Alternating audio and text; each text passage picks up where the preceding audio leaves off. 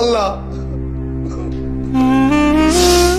আমার কাছে সবাই প্রশ্ন করে আপনি মৌলানার বাপ, অথচ আপনার ছেলে টিকটক করতেছে। আমার মরণ ছাড়া আল্লাহ আমি কি করব? আমি এখন গলায় রশি দিব না বিষ খাবো? আমি কিছুই বুঝতে পারতেছি না। আল্লাহ, এমন সন্তান জানি আর কারো করে না আসে।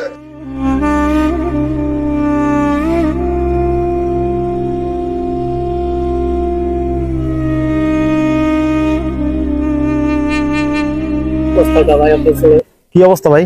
ছেলে খারাপ ভাই? 8 বছর তো প্রায় ওয়াজ করেছি, এখন চিন্তা ভাবনা আছে যে সিনেমা অঙ্গনে অভিনয় করার। এখন কে তাকে এই সমাজ থেকে আলাদা করতেছে, ইসলাম থেকে আলাদা করতেছে আমি জানি না বাবা, আমি জানি না।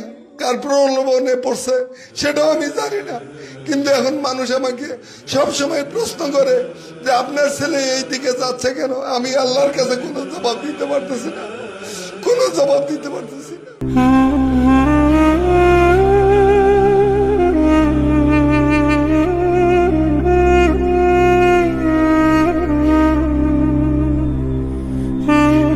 তারা মাঝে মাঝে দিত আর কি, অনেকদিন হয় তারা সাক্ষাৎ করতে আসে না। ইবলিস দেখি নাই, বাট ইবলিস আসলে ছুটি নেই, আমেরিকা গেছে।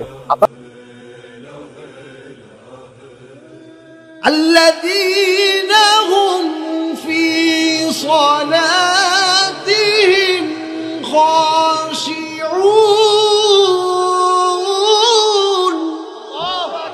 আমার ভাইরা, আমার বন্ধুরা, আল্লাহ রাব্বুল আলামিন 1 নম্বর গুণের কথা বললেন। মুমিন যারা হবে তারা 1 নম্বর মুমিনদের গুণ হলো মুমিনরা খুশু হুজুর সহিত নামাজ পড়বে।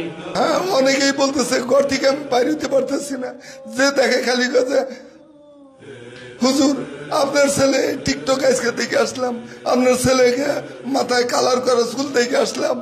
আমি কোনো প্রশ্নের উত্তর না দিয়ে আমি মাথা নিচু করে চলি, চলাও বাদ দিয়ে দিছি, ঘর থেকে বাইরেও বাদ দিয়ে দিছি।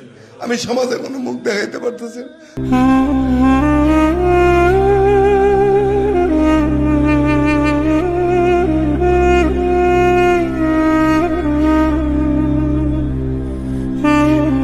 হেদায়েতের মালিক আসলে আল্লাহ পাক, এটা তো দুনিয়ার কোনো মানুষ না, এটা আসলে তার ব্যাপার, আল্লাহর ব্যাপার। ইন্নাকা লা তাহদি মান আহবাবতা ওয়ালাকিন্নাল্লাহু ইয়াহদি মান ইয়াশা।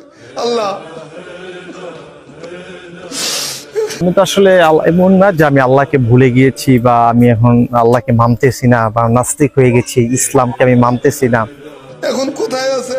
আমার সাথে কোনো যোগাযোগ নাই। আচ্ছা, অনেকদিন ধরে আমার ফোনের সাথে কোনো যোগাযোগ নাই। আমি ফোন দিলি খালি ওয়েটিং আর ওয়েটিং। আল্লাহ,